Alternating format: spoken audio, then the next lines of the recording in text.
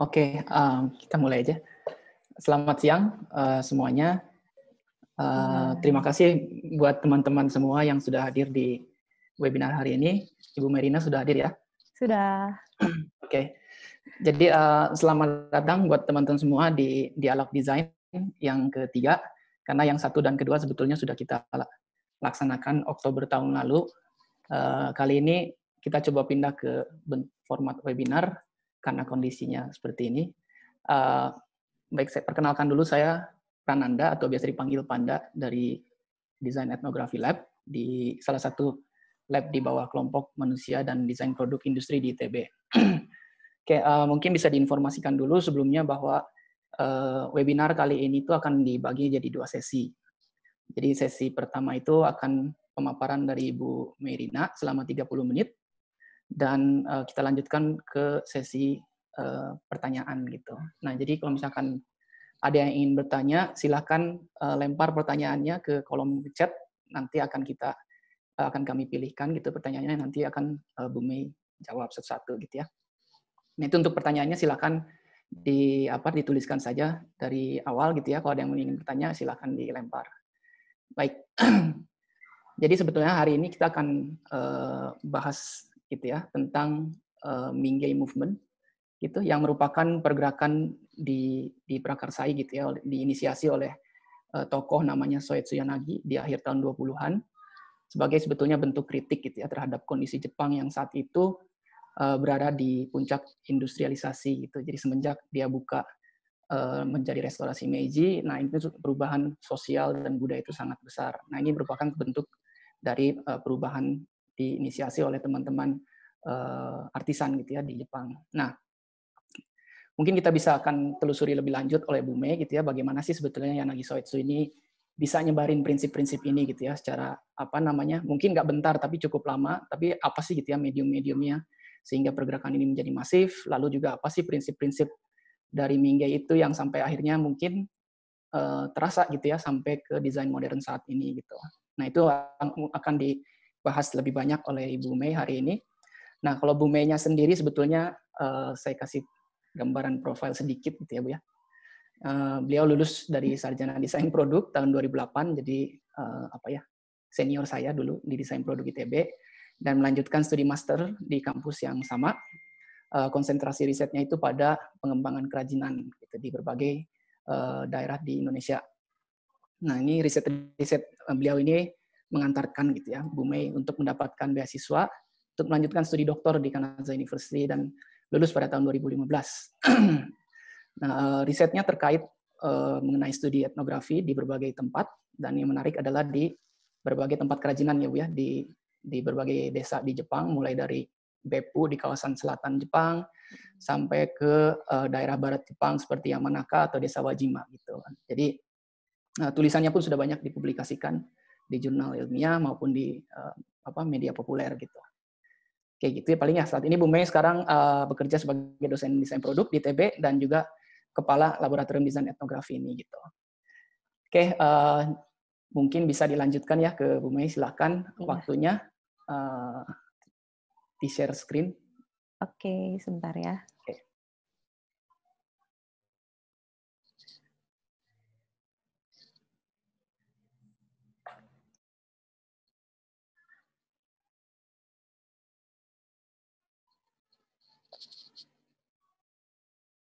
Ya, sudah keluar ya.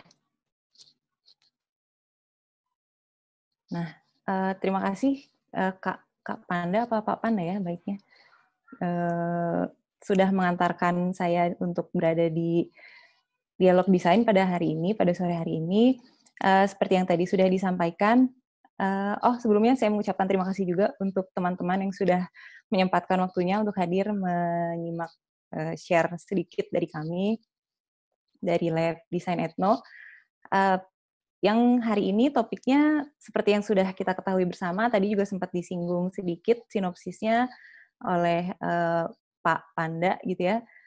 Saya akan coba untuk mengangkat topik mengenai pengaruh pergerakan Mingyai pada desain modern di Jepang. Sebetulnya sebelum kita masuk ke topik ini, sebetulnya saya saya cukup terkejut gitu ya, terkesima sebetulnya ketika ternyata yang meminati topik ini cukup tinggi gitu ya di antara teman-teman. Karena saya pikir konsep Mingge ini tidak terlalu populer di Indonesia gitu ya, bahkan sampai dengan saya studi S2 itu pernah dengar, tapi saya nggak tahu apakah itu ada pengaruhnya atau tidak gitu untuk dunia kerajinan kita di Indonesia dan sebagainya gitu.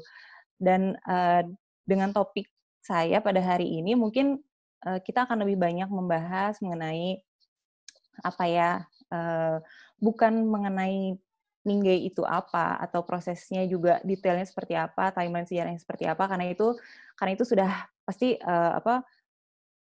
para para peserta webinar di sini juga mungkin sudah cukup familiar dan cukup bisa didapatkan gitu ya informasinya di luar sana. Mungkin saya akan lebih fokus pada aspek-aspek yang sebetulnya melingkupi pergerakan Mingge itu sendiri gitu, termasuk diantaranya adalah kritik-kritik yang kemudian muncul setelah adanya pergerakan Mingge ini gitu. Dan mungkin kritik-kritik yang saya angkat itu nanti berkisar di tahun 2000-an. Jadi di tahun 2000-an itu sudah banyak kritik yang pada akhirnya memang membicarakan bisa dibilang kekurangan dari pergerakan Mingge itu gitu ya. Tapi kita nanti akan sampai ke situ. Jadi ya sekedar ini aja gitu ya, sekedar penjelasan di awal bahwa nanti kita akan membahas ke situ, kemudian juga mengenai pengaruhnya dalam desain modern di Jepang. Seperti itu. Jadi selanjutnya saya akan langsung mulai saja, sebentar.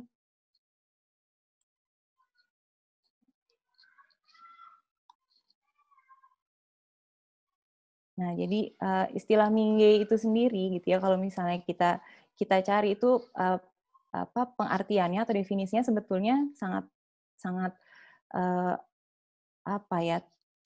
kenapa pengistilahan ini menjadi penting gitu, karena ya itu tadi keinginan dari Yanagi Soetsu itu untuk menempatkan diri di antara definisi-definisi yang sudah dikenal di Eropa seperti seni, kemudian art craft, kemudian desain bahkan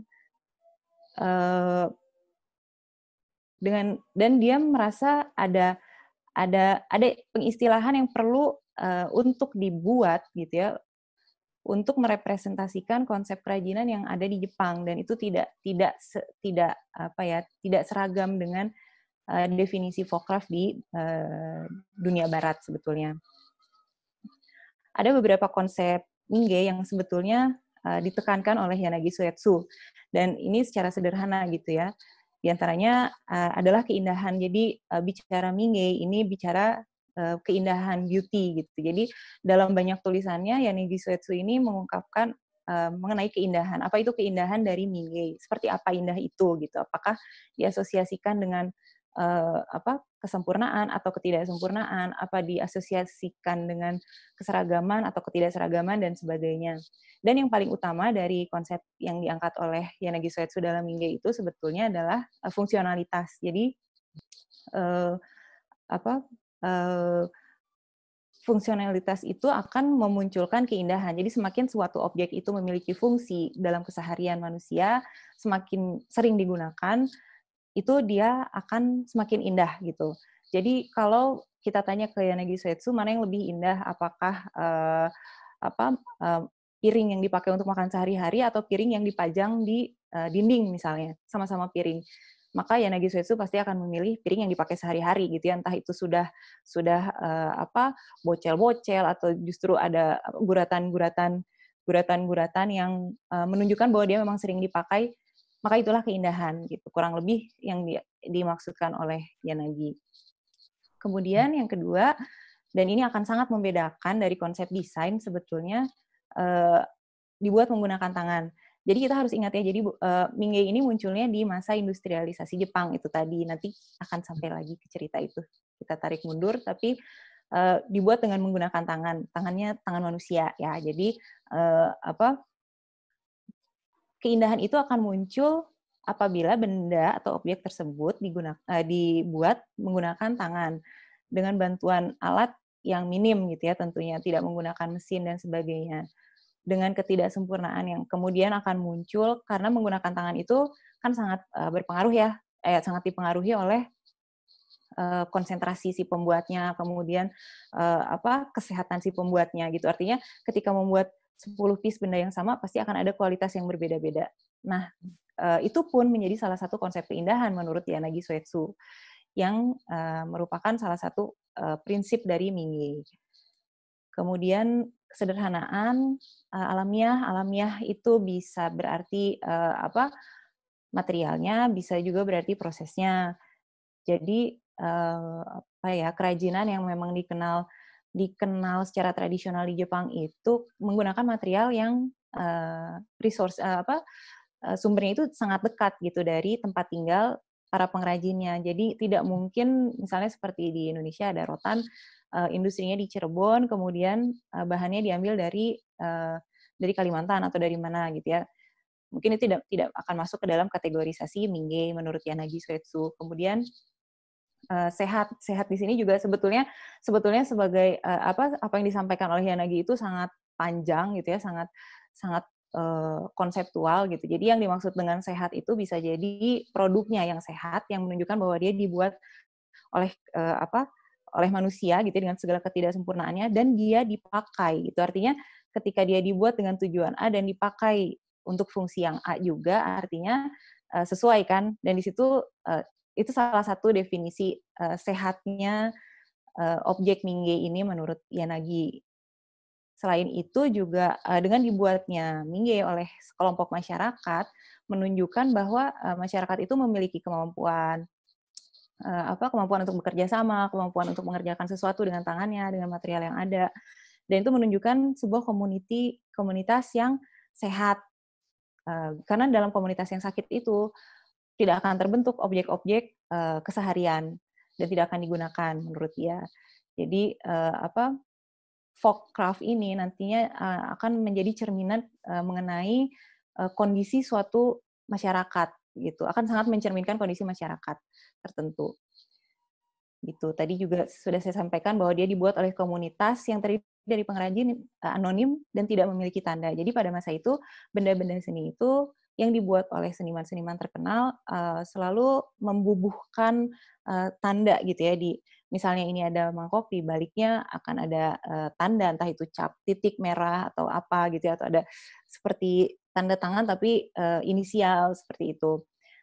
Nah, itu tidak masuk dalam kategori Mingei. Kategori Mingei itu tidak diketahui siapa yang membuat gitu ya. Bahkan dalam satu komunitas misalnya yang membuat ada 30 orang, kita tidak akan bisa membedakan yang ini dibuat oleh Bapak A atau Bapak B atau Bapak C gitu. Karena yang berbicara hanya objeknya saja dan fungsinya. Seperti itu. Seperti itulah yang indah gitu ya Mingei-nya. Kemudian dia dibuat dalam kuantitas yang besar dan harganya murah sehingga bisa digunakan oleh masyarakat luas, masyarakat yang banyak gitu. Setelah itu, Mingei ini merupakan representasi dari tradisi di wilayah tertentu. Jadi nantinya gitu ya, Mingei itu setelah dikonsepkan oleh Yanagi Soetsu di tahun 1920, dia itu berkembang terus gitu ya, berkembang terus sampai dengan akhir tahun 50-an, dan dengan dibentuknya museum-museum ini pada akhirnya akan terlihat representasi dari wilayah mana, dari daerah mana, dan itu yang sangat didorong oleh Mingei bahwa keunikan-keunikan itulah yang dimunculkan dalam objek Mingei-Mingei yang menurut konsepnya Yanagi Soetsu ini. Di samping ini adalah contoh salah satu mangkok yang sebetulnya ini kalau kita lihat mungkin salah satu objek yang sangat penting gitu ya dalam momentum munculnya Mingei Movement atau pergerakan Mingei gitu. Kenapa dari Korea? Karena memang munculnya pemikiran Yanagi ini berasal dari Korea gitu. Nanti akan kita ceritakan. Oke, ini mungkin sedikit prinsip-prinsip Mingei yang yang umum yang kemudian dipahami oleh masyarakat secara luas, bukan hanya di Jepang tapi juga di dunia gitu. Nah, di sini saya akan tarik mundur gitu ya. Munculnya Minggay itu sebetulnya dalam kondisi seperti apa. Jadi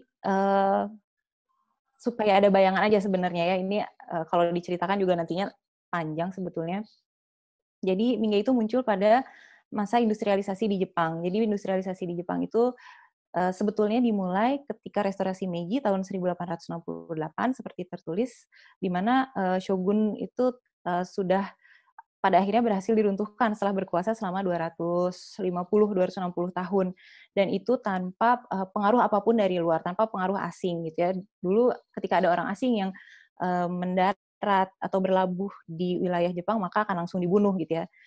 Nah, setelah berakhirnya Tokugawa Shogun ini, pemerintahan dikembalikan kepada kekaisaran Jepang, yaitu Meiji. Di situ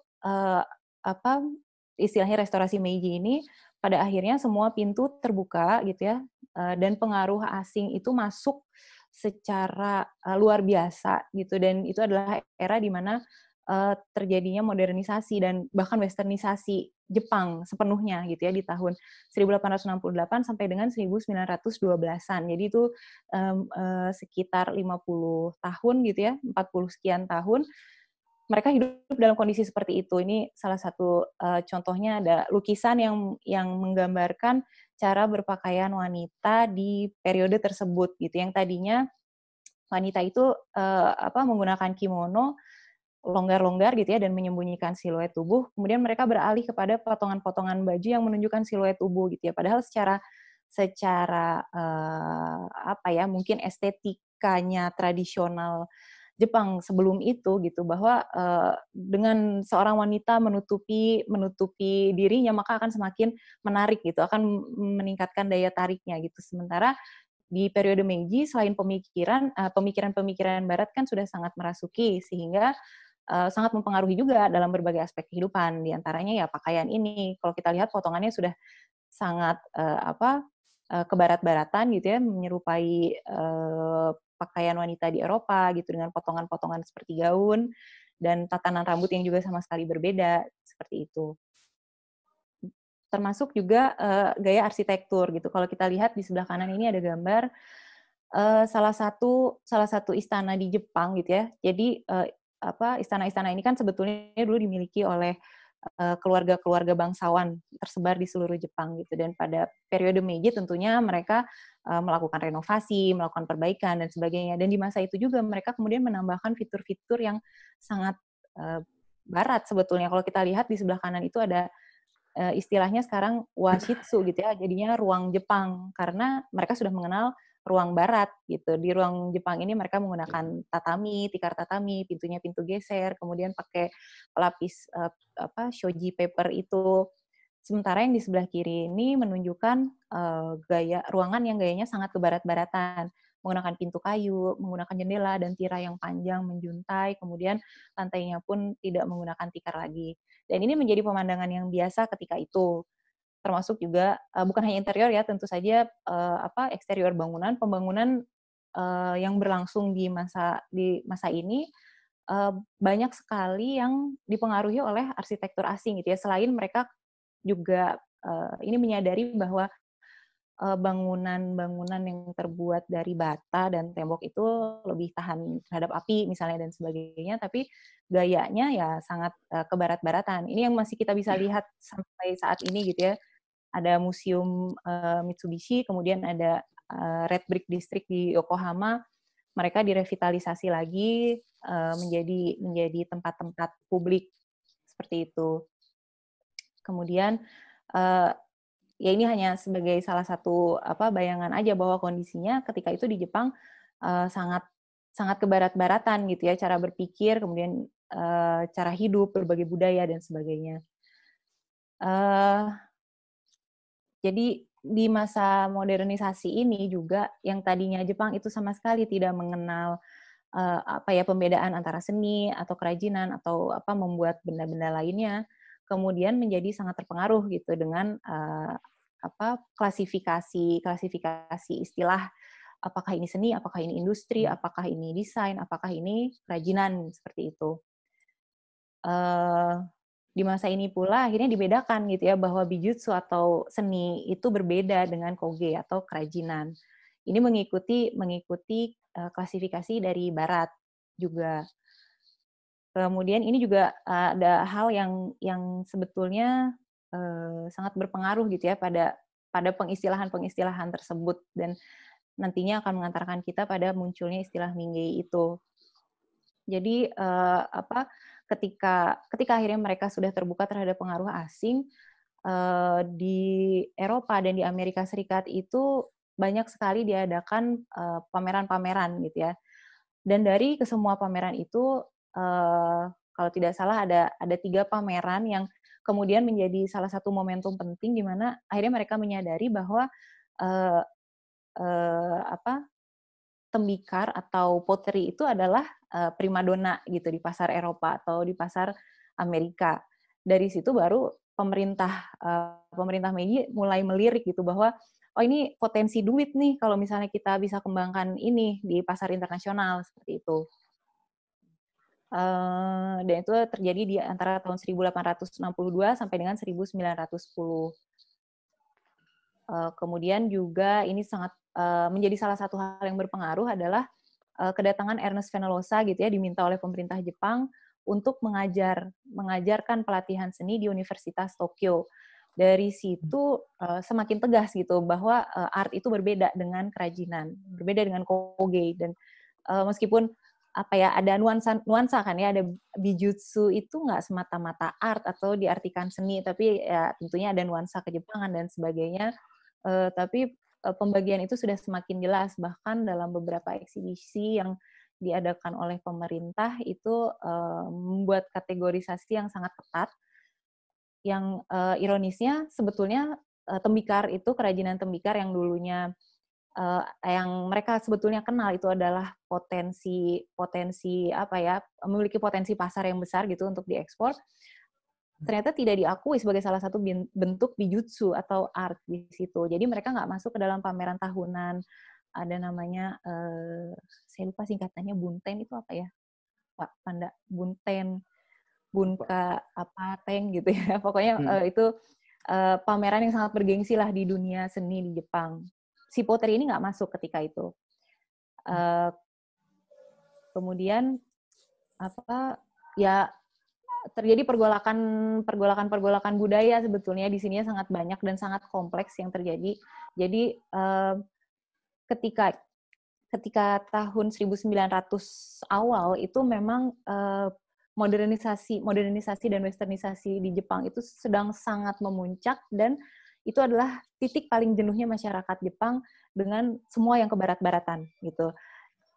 Selain itu juga ternyata gitu ya ada sekelompok kalangan di kelas aristokrat gitu yang merasa mereka tersingkirkan gitu posisi pentingnya di mata masyarakat Jepang karena muncul yang keren-keren dari barat gitu. Terus kita dianggapnya kolot, feodal dan sebagainya.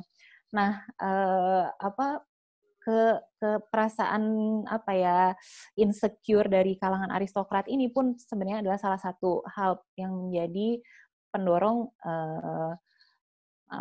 meningkatnya atau naiknya kembali minat terhadap budaya tradisional, bukan hanya koge ya, budaya tradisional secara keseluruhan gitu.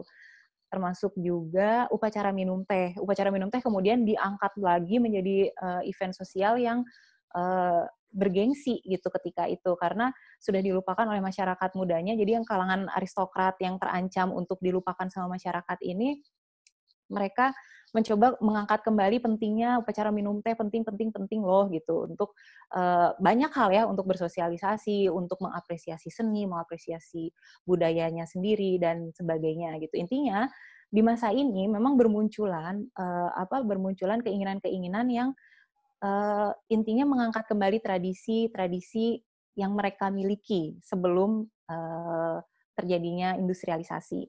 Dan dalam kondisi seperti ini juga sebetulnya kepenatan gitu ya terhadap, jadi pemerintah Jepang ketika itu berusaha keras untuk kita harus jualan seni kita, yang lakukan waktu itu pottery atau tembikar gitu ya.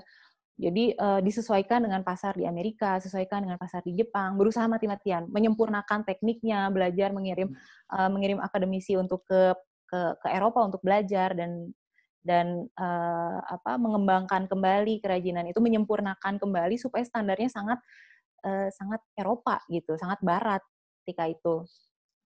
Nah, kaum yang merasa kelompok masyarakat yang merasa tidak menyukai hal itu akhirnya terdorong juga gitu kan. Kenapa sih kita harus selalu melihat keluar? Kenapa harus selalu standarnya tuh standar di luar gitu? Muncullah banyak sekali gagasan-gagasan ketika itu ya.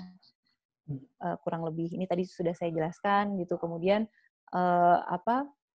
di di kondisi seperti ini pula gitu, bahwa kemudian muncul debat-debat yang sifatnya teoritis gitu, debat-debat mungkin bukan berupa debat terbuka ya, tapi tulisan lawan tulisan, tulisan lawan tulisan gitu, bahwa sebetulnya misalnya pottery itu art loh, atau itu bukan craft, itu bukan apa, dan semuanya banyak kelompok-kelompok yang mengangkat kepentingannya masing-masing dalam hal ini gitu. Dan di saat itu pula sebetulnya Yanagi Soetsu itu muncul dengan gagasan Ningei. Kita langsung aja mungkin ya bicara mengenai Yanagi Soetsu-nya. Jadi Yanagi Soetsu ini sebetulnya dia terlahir dari kalangan menengah atas gitu ya. Ayahnya adalah seorang angkatan laut, meskipun ayahnya meninggal di usianya waktu itu 2 tahun kalau nggak salah, masih kecil, tapi dia berasal dari keluarga yang pada dasarnya ya di kalangan menengah, kalangan atas gitu. Dia bahkan disekolahkan di sekolah yang paling bergengsi gitu ya, institusi pendidikan yang sangat bergengsi, sangat elit, dan masuk kuliah di University of Tokyo ketika itu. Sejak masa SMA-nya, Yanagi Soetsu ini pun sudah gemar menulis gitu. Jadi dia membaca karya-karya filsuf-filsuf dari Barat, kemudian dia menuliskannya kembali, dia bahkan menerjemahkan beberapa buku juga yang berasal dari Barat, sehingga sebetulnya pemikirannya dia itu ya secara tidak langsung sudah jauh ya berbeda gitu dengan pemikiran orang Jepang ketika itu yang bukan berasal dari kelas yang sama seperti dia, begitu. Kemudian di usia 35 tahun ketika dia sudah bersekolah di perguruan tinggi, pemikiran-pemikirannya semakin berkembang, semakin banyak pengaruh yang dia terima gitu ya dari tulisan, dan dia pun juga tidak berhenti mempublikasikan pemikiran-pemikirannya, termasuk diantaranya adalah konsep Ningei. Sebetulnya gitu ya, konsep Ningei ini pun terinspirasi, kalau kita lihat tadi di slide yang pertama itu ada mangkuk itu yang berasal dari Korea. Jadi ceritanya adalah dia itu sampai di Korea suatu ketika, dan dia melihat benda keseharian yang dipakai oleh masyarakat Korea. Ketika itu kan Jepang sedang menjajah Korea ya sebetulnya. Jadi dia melihat masyarakatnya dalam keadaan susah, dalam keadaan miskin, dalam keadaan bersedih gitu ya. Kemudian dalam kesehariannya menggunakan itu, ini sangat sangat kerakyatan dan sangat indah gitu menurut dia. Salah satu prinsipnya dia gitu ya dalam mengapresiasi keindahan itu sebetulnya adalah direct perception. Jadi melihat benda itu polos aja gitu. Jadi tanpa didasari oleh prasangka, pemikiran-pemikiran tertentu ya. Ketika kita memegang sebuah benda itu ada mungkin chemistry lah gitu, perasaan bergetar gitu, oh indahnya gitu, atau seperti apa. Nah itu yang dia rasakan katanya ketika menemukan benda-benda itu. Akhirnya pada suatu masa pun dia mengumpulkan gitu ya, jadi mengumpulkan banyak sekali, kalau kita lihat di bukunya yang The Unknown Craftsman itu banyak sekali produk-produk objek-objek kerajinan yang dia temukan dari Korea, dan itu dia masukkan dalam kategorisasi Ningei pada akhirnya dengan prinsip-prinsip yang tadi di awal sempat saya sampaikan juga.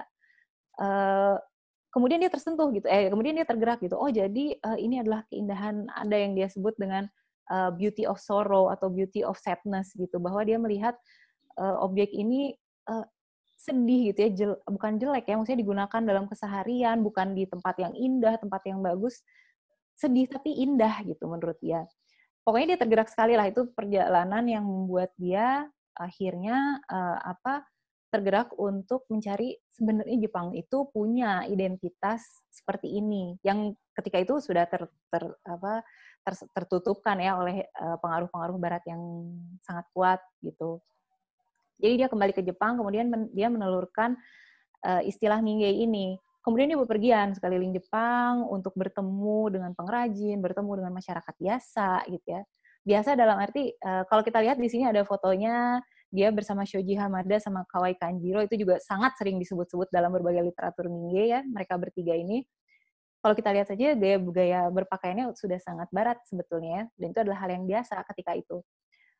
Mereka berkeliling Jepang, ke Okinawa, ke Ainu, dan mereka melihat, oh orang-orang pinggiran ini kok tidak terperhatikan ya, kasihan gitu. Jadi lagi-lagi dia melihat beauty of sadness ini, Hiai no Hiai no Bi, kembali Hiai no Bi, jadi kesedihan, indahnya kesedihan gitu. Melihat orang Okinawa tersingkirkan, kelompok Ainu juga tersingkirkan. Kemudian dia melihat yang di Taiwan, di Cina ketika itu juga sedang dijajah oleh Jepang sebetulnya. Jadi dia melihatnya ke situ gitu. Dan dari situ dia sangat tergerak bahwa oh, ternyata Jepang itu punya ya harusnya ada identitas yang sangat Jepang. Lalu dia berpikir karena dia seorang filsuf juga gitu ya. Dia berpikir, dia merumuskan, berdiskusi sama sahabat-sahabatnya ini dan dia memunculkan akhirnya ya notion ini bentar maaf, Mingyei ini gitu. Ini media sebetulnya tidak hanya ini ya, tapi yang cukup sangat berpengaruh karena hingga saat ini sebetulnya ada asosiasi Mingyei Japanese Folkcraft Association kalau nggak salah, dan mereka menerbitkan majalah Mingyei. Di puncaknya Mingyei Movement itu sampai ke seluruh penjuru Jepang itu ada, jadi mereka kirim satu persatu. Tapi kemudian di akhir gitu ya, setelah mau turun tuh dari puncaknya Mingyei Movement, ternyata mereka menyadari bahwa si pelanggan majalah ini belum tentu penikmat Mingyei gitu. Kadang-kadang hanya untuk status sosial mereka berlangganan, hanya untuk status sosial mereka menjadi anggota asosiasi dan sebagainya gitu ya. Jadi secara rutin ada pemikiran-pemikiran yang selalu disebarkan oleh Yanagi gitu ya melalui buletin-buletin ini berupa tulisan, berupa foto, gambar dan sebagainya. Kemudian juga dia mendirikan guilds, mendirikan workshop kerja. Saya nggak berhasil dapat foto-fotonya, cuman dia mendirikan itu di banyak tempat gitu ya untuk mendorong lagi masyarakat untuk mau membuat kerajinan dan sebagainya. Dan ini adalah foto museum Mingyei di Komaba. Di Jepang sendiri ada banyak sebetulnya ya museum Mingyei itu. Nah, ini ada beberapa kritik, mungkin nanti lebih banyak kita bisa bahas di dalam sesi diskusi sebetulnya ya. Jadi yang pertama ini adalah Yuko Kikuchi gitu. Dia melihat bahwa Mingyei Movement ini adalah bentuk dari Orientalism gitu. Dia bilang dalam beberapa kritik sebelumnya, studi sebelumnya itu banyak yang memandang Yanagi sebagai sosok yang angelic gitu ya. Jadi dia mengangkat budaya Asia, kemudian mengagungkan masyarakat biasa dan sebagainya, mencari keindahan dari yang tidak dibuat-buat gitu ya, yang sangat natural, sangat alamiah. Tapi kritik dari Kikuchi ini adalah kan dia itu sebetulnya dia itu simpatisan gitu, dia adalah sempat dalam salah satu kajian sebelumnya, Yanagi ini dia oposisi terhadap pemerintah yang menjajah ketika itu, melakukan imperialisme ke Korea dan ke Taiwan gitu ya.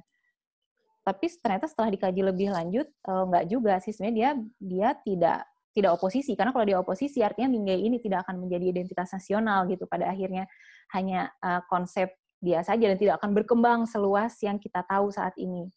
Jadi justru dia itu memiliki cara pikir yang sangat oksidental gitu. Dia memandang dirinya, dia adalah oriental tapi dia melakukan orientalism gitu. Artinya dia adalah bagian dari Asia tapi dia memandang negara Asia itu lebih di bawahnya dia. Dia merasa superior.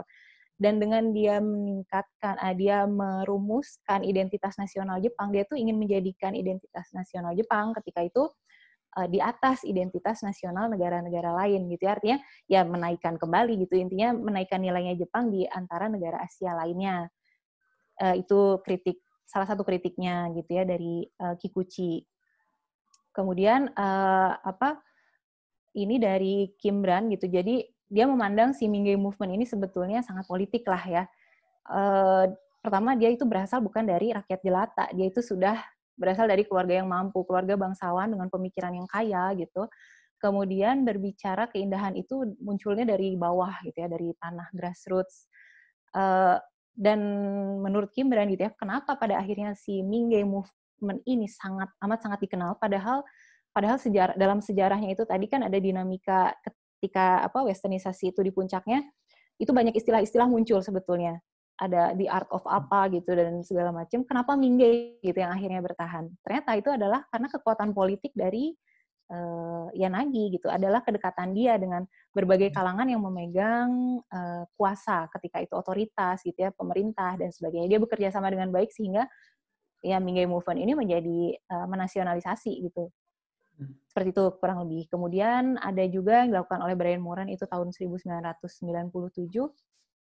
Jadi dia adalah antropolog gitu ya, melakukan etnografi di salah satu desa penghasil tembikar itu di Sarayama, dan dia melihat gitu bahwa justru si Mingge movement ini banyak merusak tatanan sosial yang ada di sana gitu. Mereka jadi dalam berpikir yang tadinya mereka memproduksi memang betul gitu ya untuk dirinya sendiri, memproduksi dari mereka, untuk keseharian mereka, secara fungsi dan sebagainya. Tapi kemudian dengan adanya Mingge boom di tahun 50-an 60-an, ternyata semuanya menjadi rusak gitu, karena pada akhirnya banyak faktor ya.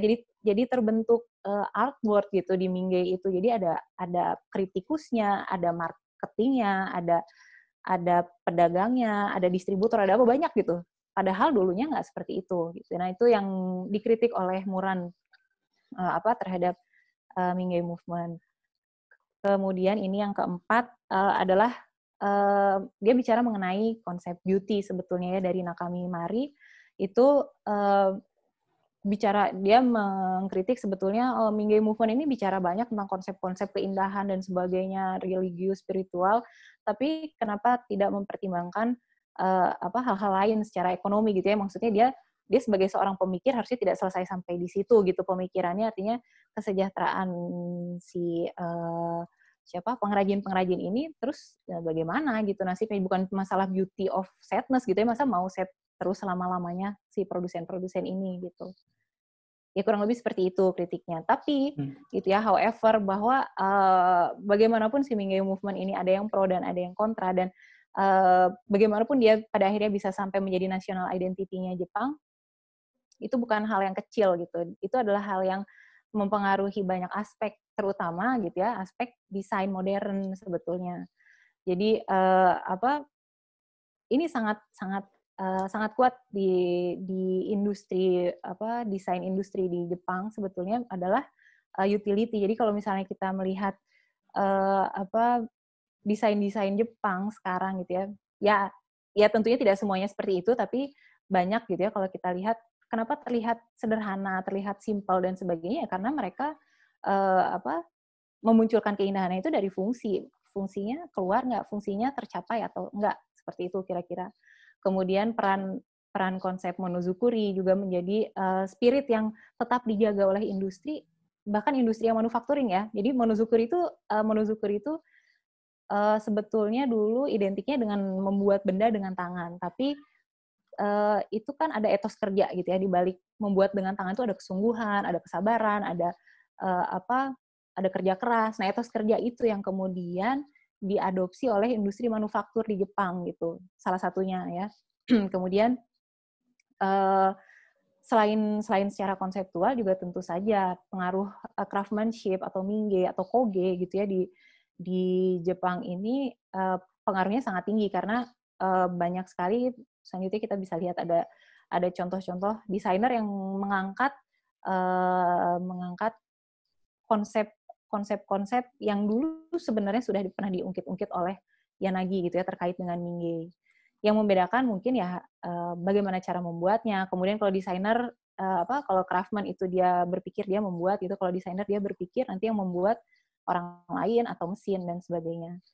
Ini salah satu pelopor desain modern di Jepang adalah tidak lain anaknya Yanagi Soetsu gitu. Dia dia bersekolah di University of Tokyo, tapi kemudian sempat juga mengenyam pendidikan di Eropa dan sebagainya, dan sangat mempengaruhi cara berpikir gitu ya dalam mendesain sesuatu atau memproduksi sesuatu. Maaf ya, ini saya kebut karena waktunya sudah habis, kata Bapak Moderator. Ini adalah contoh-contoh produk dari Sori Yanagi, anaknya Soitsu Yanagi. Sangat sederhana tapi timeless gitu ya sebetulnya bentuknya, karena dia menitikberatkan pada fungsi. Ini ada yang atas, ada elephant stools, ini butterfly stools, ini masih sering juga kita lihat. Produksinya mudah, dari plywood di bending, kemudian menyimpannya tinggal ditumpuk, di stacking gitu. Kemudian ini seri kitchen utensils-nya dari Sori Yanagi, sangat mudah digunakan, sangat sederhana, dan bisa digunakan terus-menerus gitu ya, nggak lekang oleh tren dan sebagainya. Kemudian ada Naoto Fukasawa yang kita tahu dia sangat dikenal terutama karena desainnya di Muji Rushirohin atau Muji gitu ya, yang sebetulnya secara konsep kan Muji itu tanpa merek ya, tanpa brand. Artinya yang sebetulnya ingin diangkat dari Muji itu adalah tidak usah brandnya berbicara, tidak usah identity pembuatnya yang berbicara, tapi fungsinya sebetulnya itu yang ingin diangkat. Cuman ya seiring berjalannya waktu, kemudian pasar juga menanggapi berbeda. Pada akhirnya mungkin melihat Muji, wow, benda yang dicari-cari, dinanti-nanti gitu ya buat oleh-oleh atau apa. Padahal sebetulnya konsepnya Muji itu salah satunya ya nggak kalau bahasa Sunda mah nggak dijiga-jiga gitu. Pokoknya kalau butuh pulpen ya pulpen aja gitu. Dan mereka ingin si pembelinya tuh bukan ngelihat, ih pulpen lucu ya, aku beli enggak gitu. Mereka menginginkan bahwa ih pulpen enak dipakainya, ringan dan sebagainya, oke aku beli gitu. Jadi sebetulnya mereka menginginkan market yang seperti itu gitu ya. Tapi ya sebuah wacana berbeda lah ya, apa yang kemudian direspon oleh masyarakat. Ini produk-produk yang didesain oleh Naoto Fukasawa, semuanya bicaranya masalah fungsi. Ini yang di tengah ini Infobar, mungkin pernah dengar ya, salah satu telepon genggam. Saya lupa tahun berapa itu yang pertama, tapi ketika itu di Jepang semua orang pakai handphone yang ditekuk, yang flip gitu. Kemudian dia mendesain telepon genggam ini gitu, bahwa buat orang Jepang itu ternyata keypad yang kita lihat di sini yang 1, 2, 3 ke bawah gitu, itu paling nyaman untuk digunakan gitu ya. Jadi bukan keypad yang memanjang atau seperti apa. Akhirnya dia mendesain dan ini tidak perlu ditekuk tapi sangat ergonomis dan sebagainya. Secara fungsional itu sangat luar biasa. Sangat berhasil dan serinya masih terus diproduksi yang terbaru. Kemudian ini adalah salah satu exhibition yang digelar oleh beliau di tahun 2017 ya. Jadi kalau saya melihat ini, ketika kita sering sibuk gitu ya, disibukkan dengan mendefinisikan gitu. Kamu tuh kerajinan apa kamu desain gitu. Kamu koge apa desain? Kamu bijutsu apa koge? Nah, dia mungkin merespon itu gitu, bahwa koge sama desain itu atau kerajinan sama desain itu sebetulnya satu garis, cuman kutub-kutubnya tuh berbeda gitu. Dan meskipun ada yang ekstrim di kutubnya koge, ada yang ekstrim di kutubnya desain, tapi banyak sekali benda yang sebetulnya terletak di antara kedua itu. Materialnya, cara membuatnya, apakah dibuat dengan tangan, apakah dengan mesin, kan banyak juga yang dibuatnya perpaduan antara mesin dan tangan. Kemudian apakah bentuknya sangat tegas atau sangat berpengaruh, sangat dipengaruhi oleh proses dan sebagainya, yang merupakan salah satu karakteristik kerajinan atau koge, ya terletaknya di antara itu gitu. Yang menarik juga dia meletakkan banyak hal, jadi exhibition ini di satu galeri, kemudian dia membuat satu sumbu di tengah itu yang memisahkan koge dan desain gitu. Dan dia kemudian menyebar banyak benda-benda di sekitar situ. Mungkin itu lebih banyak menggunakan rasa ya sebenarnya. Karena kalau misalnya ditanya, Bapak coba kriterianya apa aja ya? Dia nggak mungkin ada secara pasti kalau 10 cm dari garis ini ke sebelah kanan artinya dia adalah ini. Kalau 15 cm ke sebelah sini artinya dia adalah desain yang begini gitu. Tidak se-rigid itu gitu, tapi cukup mengalir sebetulnya. Kemudian desainer lain yang juga sangat dipengaruhi oleh konsep Mingge ataupun Koge ya, craftsmanship di Jepang itu ada Tokujin Yoshioka. Dia bekerja sama dengan industri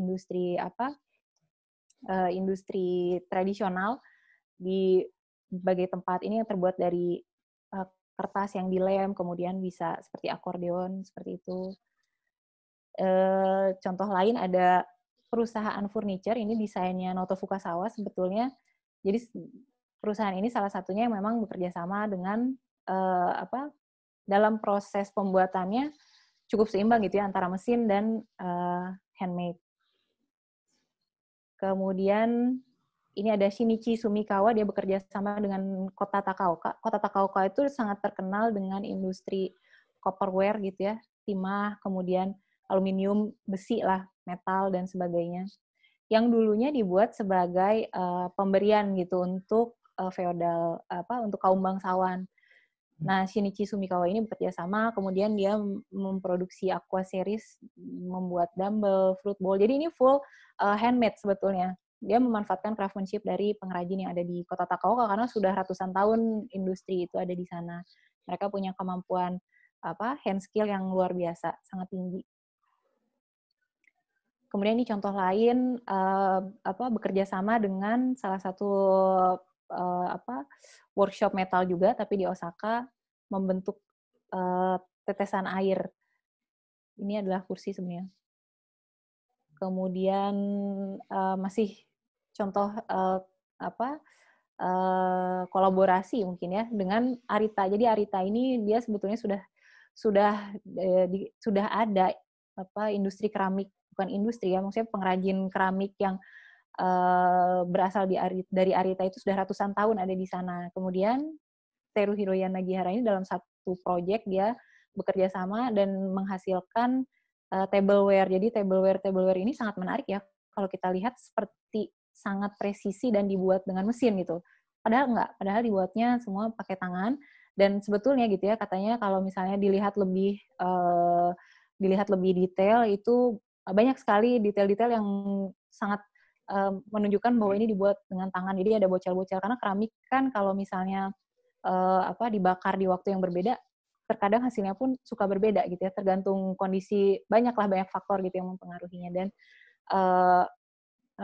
ya kita bisa lihat gitu ya bahwa kemampuan hand skill dari si pengrajinnya luar biasa sekali dimunculkan di dalam desain ini gitu, desain yang dia konsepkan. Kemudian ada Nendo, ini juga jadi Nendo ini salah satu perusahaan yang dia bukan hanya memproduksi gitu, tapi seperti berbicara dengan, kalau bahasa Jepang tuh haiku gitu. Jadi ada unsur humor, ada unsur bercanda gitu di dalamnya. Sangat bermain desain-desainnya kalau kita lihat. Tapi dia tentu saja bekerja sama juga dengan pengrajin atau craftsman ya yang memang ahlinya untuk membuat ini. Ini penutup. Jadi Mariko Kawakami ini adalah seorang desain jurnalis gitu ya. Dia bilang ya sebenarnya spiritnya tradisional craft Jepang itu terutama monozukuri. Kemudian ada juga pemikirannya Yanagi Soetsu mengenai keindahan dalam fungsionalitasnya itu sebetulnya sudah sangat mendarah daging di pengembangan produk manufaktur di Jepang gitu. Jadi kalau misalnya mau dicari contohnya sebetulnya ada sangat banyak dan bahkan penggunaan teknologi yang sangat tinggi pun tidak akan terlepas dari spirit itu gitu. Sudah selesai kurang lebih begitu Pak Panda. Kelebihan waktunya, maaf. Oke, terima kasih banyak Bu Mei buat paparannya benar-benar detail. Ya karena memang Mingge ini kan juga istilahnya sering disandingkan dengan arts and craft movement-nya yang sebetulnya udah terjadi sebelumnya ya di UK gitu kan. Nah, apakah ada kemiripan dengan movement tersebut atau seperti apa? Nah, sebetulnya kita akan lebih detail lagi lah menggali pertanyaan-pertanyaan ini, dan kebetulan juga ada banyak pertanyaan, ada pertanyaannya, 2 pertanyaan awal. Dan sebetulnya pengen nanti juga bisa share mengenai mungkin pengalaman melakukan riset gitu ya di berbagai craft workshops di Jepang gitu kan, itu kan apakah spirit ini masih terjaga atau apakah ada perubahan, dan mungkin apa yang bisa kita pelajari buat ya mungkin kita bisa pelajari untuk mengembangkan di konteks Indonesia gitu ya. Iya, iya. Oke, pertanyaan awal dulu kali ya dari Bapak Arif Budiman dari Lampung gitu ya. Terima kasih udah nanya. Ini pertanyaannya, apakah ada hubungan atau pengaruh gitu ya di sistem pemerintahan atau negara atau kerajaan gitu ya, untuk ada mempengaruhi kemajuan kesenian di Jepang saat itu gitu, terutama di Mingge ini kan tadi juga kan sempat menyentuh ranah politik gitu kan.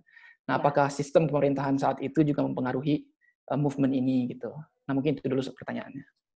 Ya, mempengaruhi ya, sangat mempengaruhi sebetulnya. Itu yang banyak dibahas di tulisannya Kim Brandt, itu membahas aspek politik dari Mingge Movement itu. Artinya, ya apa ya, itu tadi gitu, maksudnya dinamika, kemudian diskusi-diskusi mengenai apa itu seni, apa itu kerajinan gitu ya, kemudian apa itu industri, itu ketika itu sangat hidup gitu di Jepang. Tapi kenapa yang kemudian bisa tersebar dengan sepertinya mudah gitu ya, padahal itu puluhan tahun sih sebetulnya. Dari pertama kali Yanagi Soetsu itu kan 1920 dia pertama kali menyampaikan konsep Mingge, kemudian sampai dengan Mingge boom itu baru terjadi di tahun 1960 gitu ya, 50 ke 60 itu baru terjadi Mingge boom. Jadi artinya ada rentang waktu 40 tahun sehingga akhirnya nasional itu mengakui bahwa Mingge adalah identitas nasional gitu ya. Tapi untuk sampai ke situ kan tidak mudah sebenarnya. Jadi ya bahkan dibahas juga sih oleh Kikuchi sebenarnya bahwa keberhasilan Mingge sebagai movement itu ya diantaranya adalah karena kedekatannya dia dengan banyak kalangan gitu ya. Dan dia sangat terbantu dengan latar belakang personalnya dia yang memang berasal dari keluarga yang terpandang gitu. Kemudian pemikirannya sangat maju, dia pintar gitu, dan dia menulis gitu ya. Yang paling penting dia adalah penulis. Artinya ya mungkin ya yang seperti sejarah lah yang menulis yang menang gitu kan pada akhirnya, bahwa dia menuliskan pemikirannya dengan sangat baik gitu. Kemudian dia punya hubungan ke sana sini ya, Bernard Leach dia kenal, kemudian ya tokoh-tokoh lainnya pun dia sangat sangat dekat lah aksesnya gitu. Jadi dia bisa berdiskusi dan pengaruh dari lingkungannya itu termasuk juga dari kalangan pemerintahnya, authorities ya inilah ya seperti Dewan Perwakilan Rakyatnya atau apa, dia tuh memiliki kedekatan itu sebenarnya, sehingga si Mingge gitu ya, Mingge sebagai konsep sebenarnya kan produk objek yang berasal dari masyarakat biasa gitu, masyarakat grassroots. Sebenarnya kan dinikmatinya oleh kalangan menengah ke atas gitu, yang mereka kemudian menjadi kolektor, menjadi penikmat Mingge yang kemudian melakukan dengan kemampuan ekonomi yang dimilikinya, mereka melakukan perjalanan ke seluruh Jepang gitu untuk kemudian membeli, mengkoleksi, kemudian harganya Mingge semakin lama semakin naik. Nah itu tidak akan terjadi sebenarnya kalau Yanagi Soetsu ini bukan siapa-siapa gitu ya, benar-benar misalnya dia adalah seorang pengrajin dari Sarayama misalnya, akan berbeda gitu ceritanya gitu. Dan kemudian pemerintah pun mengakui bahwa Mingge adalah bagian dari identitas nasional, itu pun kebijakan kan sebetulnya. Itu tidak ada proses ya seleksi alam mungkin iya gitu ya, tapi proses kenapa Mingge ini dianggap konsep yang sangat baik untuk dijadikan identitas nasional, yaitu semata-mata adalah politik gitu. Maksudnya pemerintah melihat itu, oke, ini konsepnya paling benar nih dibandingkan Muke atau organisasi-organisasi craft lainnya misalnya. Kemudian dia bisa berdiskusi langsung, mungkin bisa bertukar pikiran langsung gitu si Yanagi Soetsunya dengan kepandaiannya dia, intelektualitasnya dia. Ya pada akhirnya dia menjadi sebuah movement gitu yang itu kan tidak kecil ya sebetulnya, seperti memproduksi buletin, kemudian mendirikan workshop itu siapa sih masyarakat grassroots yang punya kemampuan seperti itu gitu sebenarnya. Jadi kalau begitu, kan ada cerita bahwa dia akan membangun museum dan buletin gitu ya. Dia mencetak buletin saat itu untuk disebarkan. Itu backup fundingnya itu sebetulnya apakah dari political person gitu ya, politikus misalkan, atau memang dia juga dekat dengan para konglomerat saat itu untuk memproduksi knowledge seperti ini, atau seperti apa sih? Tepatnya sebenarnya saya nggak tahu ya, maksudnya fundingnya itu sebenarnya tidak terlalu banyak dibahas, maksudnya ya mungkin dibahas tapi di tulisan-tulisan yang lain gitu ya, tapi pastinya itu terjadi karena pengaruh yang sangat kuat gitu dan dia tinggalnya di Tokyo kan ya. Tokyo itu udah metropolitan, pusatnya budaya, sosial, politik dan segala macam se-Jepang tuh ya di Tokyo gitu. Sehingga dia punya akses yang sangat mudah, entah itu dana, entah itu ya dukungan bentuk lainnya gitu ya. Oke. Nah, ini sebenarnya lanjut ke pertanyaan berikutnya, masih dari Mas Arief Budiman gitu. Dalam konteks Indonesia yang cukup majemuk dan sangat beragam gitu ya, dari Sabang sampai Merauke, apakah bisa gitu ya menemukan identitas kesenian yang bentuknya national skill gitu? Kayak Mingge ini kan juga sebetulnya ya kita tahu ya, tadi kan Bu Mei juga bilang ini menjadi identitas nasional dari keberagaman ini, walaupun juga sebetulnya banyak kritik gitu ya, bahwa dalam Mingge movement ini sebenarnya memarginalkan berbagai budayaan yang lain lah, Ainu, apalagi Okinawa gitu kan, sebetulnya ini kan tribes lokal yang sebetulnya tidak diakomodir oleh movement ini. Nah, apakah kita juga harus melakukan hal yang sama gitu ya, dalam konteks Indonesia yang sangat majemuk ini, atau bagaimana menurut Ibu? Kalau menurut saya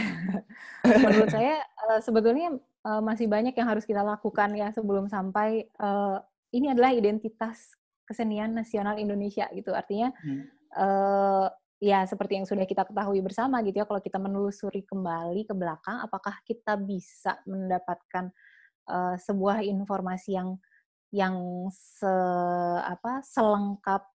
selengkap masyarakat Jepang miliki saat ini gitu ya. Kayak misalnya sejarah aja, kita kan akses sejarah kita tuh sangat sulit gitu ya sebenarnya ya, di masa sebelum era kemerdekaan gitu ya, banyak sekali hal yang terjadi gitu ya secara sosial, secara budaya, mungkin budaya kita pun ditekan gitu oleh kolonialisme dan sebagainya. Nah, untuk merunut lagi mundur sampai ke belakang itu sebetulnya adalah proses yang kemudian menjadi sangat penting untuk sampai ke sekarang gitu ya, di titik saat ini jadi apa nih identitas kita gitu.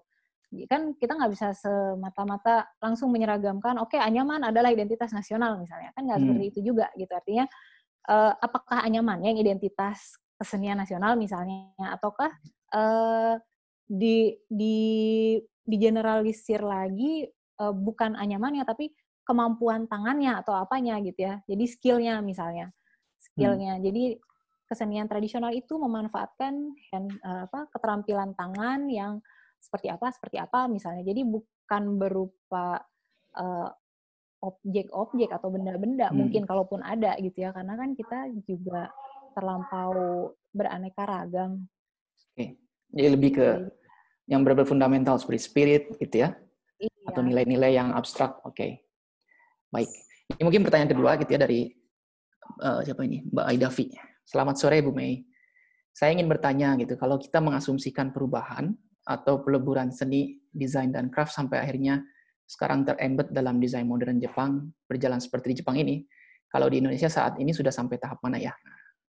Ada di tahap mana gitu sekarang di Indonesia ini? Kalau kita bicara mengenai desain dan craft.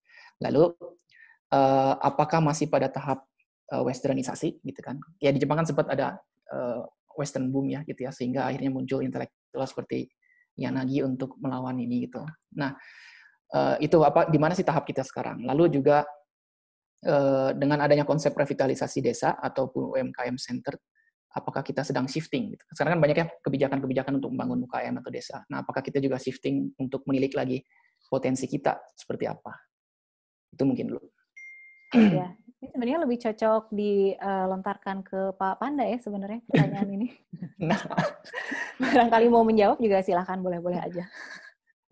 Jadi ini ada beberapa pertanyaan sebenarnya kan ya. Kalau yang pertama itu sudah sampai di tahap mana?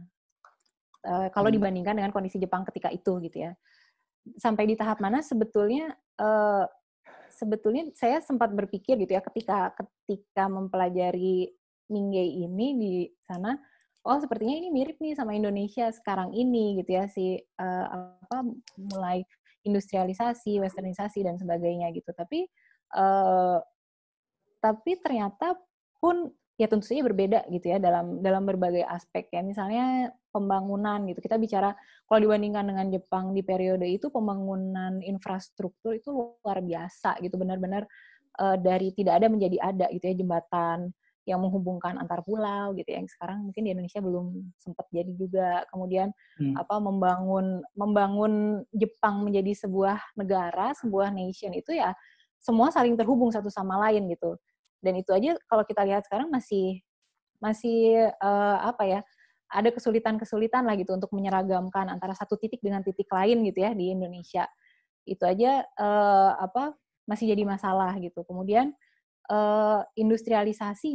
industrialisasi saat ini ada di level mana? Memang industri itu ada gitu ya, tapi apakah kayak misalnya desain gitu ya, desain itu kan sebenarnya muncul dari industrialisasi. Jadi apakah memang profesi desainer ini menjadi bagian dari industrialisasi yang kemudian kalau di Jepang kan industrialisasi itu berarti meja semua diproduksi sendiri gitu ya di Jepang, kursi diproduksi sendiri di Jepang.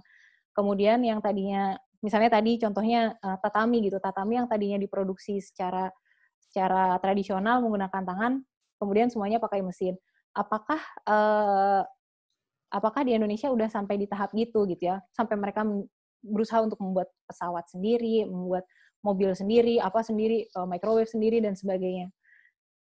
Industrinya sih sampai gitu. Mungkin industrinya sendiri udah sampai di tahap itu, tapi kalau kita melihat ke lapisan-lapisan masyarakatnya, sebetulnya industrialisasi ini sudah menjadi bagian dari seluruh lapisan atau menjadi bagian dari lapisan-lapisan tertentu aja gitu di masyarakat gitu. Karena dalam kasusnya kalau restorasi Meiji itu ya betul-betul kaum yang aristokrat gitu yang berusaha mempertahankan tradisi itu tersingkir gitu, seperti sudah tidak ada popularitasnya lagi, sudah tidak ada kalau misalnya dulu dia dihormati karena dia keturunan siapa sudah hilang semua itu gitu ya. Kalau dia dulu dihormati karena misalnya pakaiannya dibuat oleh seniman craftsman terkenal, ya itu juga sudah tidak ada harganya gitu di era industrialisasi itu. Nah, akhirnya ya itu tadi, maksudnya kalau untuk melihat Indonesia sejujurnya ya, kalau saya mungkin Pak Panda lebih paham gitu sebagai aliran sosial desain seperti apa gitu ya. Cuman saya nggak melihat, kalau saya pribadi sih belum melihat ada keseragaman di semua lapisan masyarakat dalam memahami industrialisasi yang terjadi di Indonesia. Oke. Ya, itu mungkin ya. Ini sih sebenarnya tadi sempat ada bahasan bahwa ini kan juga sebetulnya terrelasi dengan istilahnya pergerakan tradisional art yang sebetulnya di era Meiji kan dilakukan ya, kayak chado ya. Tea ceremony terus juga kado gitu ya, upacara untuk mencium wangian gitu ya, dan juga upacara-upacara lainnya gitu ya, bentuk do lainnya. Nah, apakah ada pengaruh juga atau ada relasi nggak sih sebetulnya antara Mingyai ini dengan tradisional seremoni seperti itu gitu? Terutama yang chado ya. Tea ceremony itu ya. Jadi ini juga sebetulnya sebuah tema yang menarik dan berkembang gitu ya di bidang kerajinan di Jepang. Ada, dan mungkin bukan hanya kerajinan gitu ya, di dalam desain dan dalam aspek lain. Sebenarnya Jepang itu sangat menganut dualisme gitu. Dualisme dalam hal apa ya? Dimulai dari keyakinan akan Shintoism dan Buddhism gitu ya. Mereka ya dualisme itu ya di embrace gitu. Berbeda tapi dua-duanya dijalani gitu ya. Kemudian ada budaya barat ya, kemudian budaya barat dan budaya tradisional yang itu juga mereka menjalani itu ya, memang sebagai dua-duanya ada, dua-duanya betul, dua-duanya tidak salah gitu. Terus termasuk dalam hal estetika gitu ya, maksudnya selera apa ya, preference mungkin ya, kalau bicara estetika takutnya jadi ke ranah filosofi, saya juga kurang paham gitu. Cuman setidaknya dalam gaya estetika yang dikenal di masyarakat kebanyakan itu pun ada dualisme gitu ya. Kalau kita sering dengar wabi-sabi gitu, wabi-sabi atau apa shibui gitu ya. Shibui itu kan sebenarnya apa sih? Apa? Bukan pahit ya, tapi tanggung gitu, kayak apa? Tidak mencolok sekali tidak, tapi tidak terlihat juga tidak gitu. Jadi ya datar-datar, nanggung gitu. Ya itu karena memang itu yang bukan dilakukan, yang dipahami dan di-embrace gitu oleh masyarakat Jepang. Jadi ada yang budaya yang memang menunjukkan kemewahan gitu ya.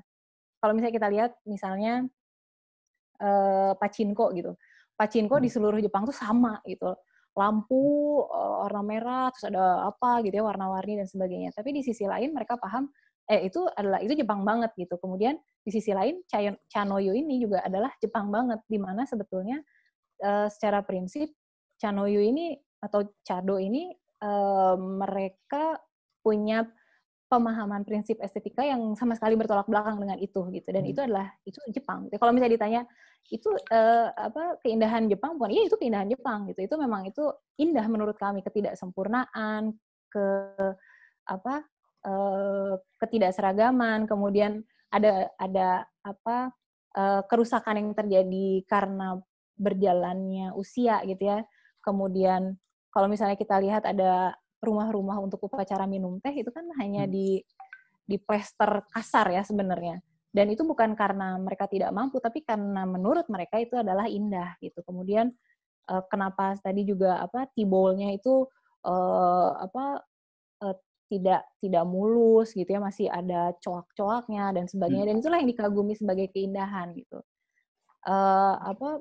Sangat sangat berpengaruh gitu ya, terutama kalau misalnya di upacara minum teh itu kan banyak yang diapresiasi ya rumahnya, mulai dari masuk pintunya pun kita harus apresiasi, pintunya harus menunduk gitu misalnya karena lebih pendek. Kemudian kita mengapresiasi masternya juga, misalnya pakaiannya, kemudian gerak-geriknya benar-benar diperhatikan oleh tamu-tamu yang hadir, dan tentu saja objek-objek yang berada di dalam upacara minum teh itu gitu. Dan kenapa Mingge bisa masuk ke dunia Chanoyu sebetulnya ya karena dia bersesuaian sekali dengan prinsip-prinsip Chanoyu itu, wabi-sabinya gitu. Ketidaksempurnaan yang memang sebenarnya munculnya tidak sengaja sih. Kalau Mingge kan karena memang dibuat oleh tangan ya, jadi tidak sempurna gitu. Nah di upacara minum teh itu ketidaksempurnaan ini dipandang lebih filosofis lagi gitu. Bukti sempurnaan itu sangat indah gitu karena itu menunjukkan bahwa kita hidup gitu kan. Ya mungkin yang pengrajin yang bikin tidak berpikir bahwa ini dicuek-cuek dikit biar tidak sempurna, kan enggak gitu ya. Ya memang dia bikin dan hasilnya tidak sempurna, tapi secara tidak langsung berkesesuaian gitu dengan ya sebenarnya ada frekuensi kesamaan gitu ya mengenai kesadaran ini antara pelaku-pelaku mulai dari pengrajin lalu juga pelaku seni tradisi gitu kan ya, sehingga ini pergerakannya bisa masif dan match gitu walaupun sebenarnya jalurnya beda-beda ya. Iya.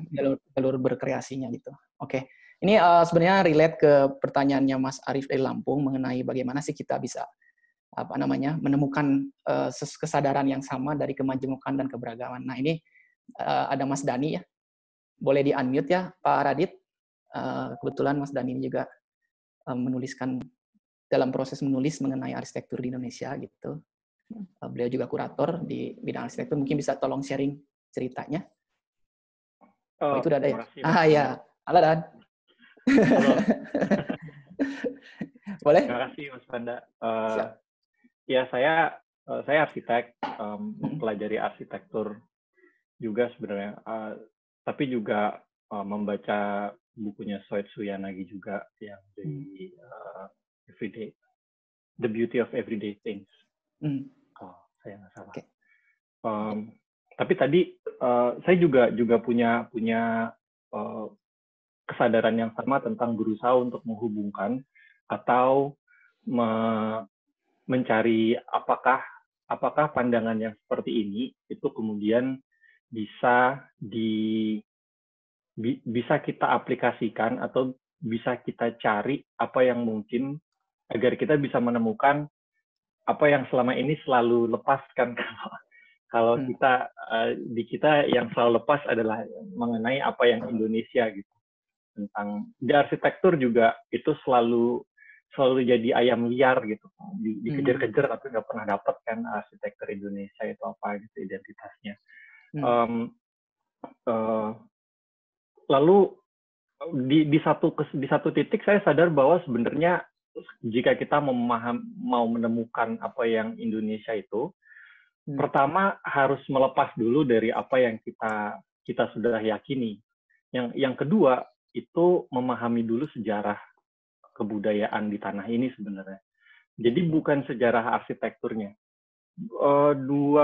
Dua tahun lalu saya sama Archandi Akbar juga ada di forum ini dan Reza Kafali, kami membuat sebuah pameran di Brussels di Belgia.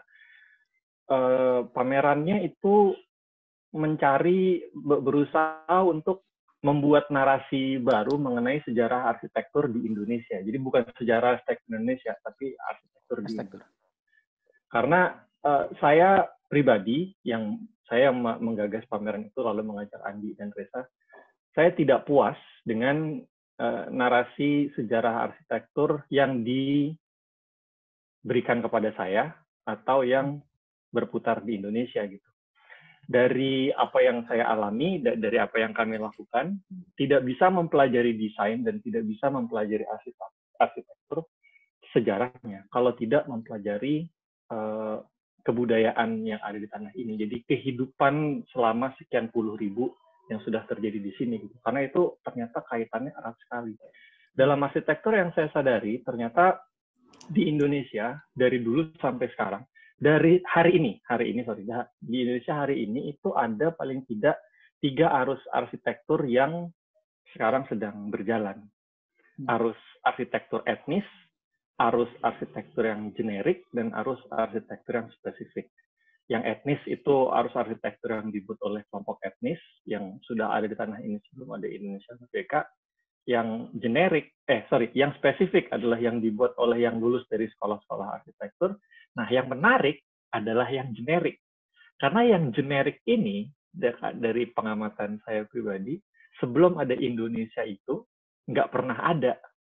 Nggak ada rumah makan Padang di tanah Jawa sebelum ada Indonesia.